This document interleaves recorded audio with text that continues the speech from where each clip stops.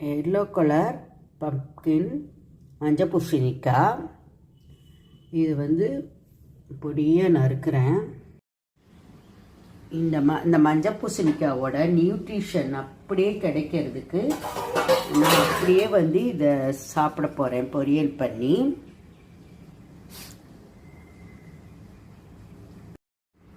இது மஞ்சள் பூசணிக்காய். முதல்ல கிராமங்களில் கிடைக்கிற காய்கறிகளை மதித்து சாப்பிடணும். நமக்கு எந்த வியாதியும் வராது. இது ரொம்ப மஞ்சளாக இல்லாமல் ஒரு காய் தன்மையில் இருக்குது பாருங்கள். பப்பாளி காய் எப்படி இருக்குமோ அது மாதிரி இருக்குது பாருங்கள்.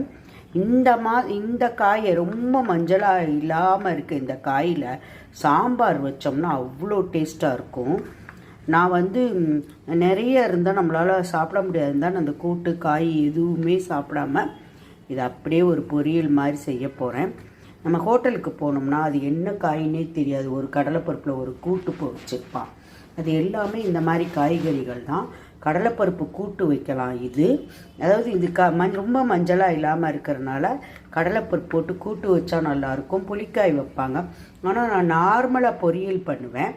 அதில் கடலைப்பருப்பு போட்டு தேங்காய் நிறைய போட்டு தின்னோம்னா சூப்பர் டேஸ்ட்டாக இருக்கும். அவ்வளோ டேஸ்ட்டாக இருக்கும். இதில் இருக்க ஃபுல் நியூட்ரிஷன் கிடைக்கிறதுக்காக நான் அப்படியே சும்மா வேக வச்சு அப்படியே தாளித்து சாப்பிட போகிறேன்.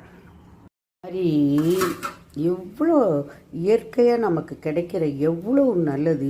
இந்த காய் பிடிக்காது அந்த காய் பிடிக்காதுன்னு சொல்லி எதையுமே அவாய்ட் பண்ணாதீங்க. இந்த மாதிரி காய்கறிகளை என்னோட டயட்டுக்கு ஏற்ற மாதிரி பண்ணி வச்சுருக்கேன். எதுவும் போடாமல்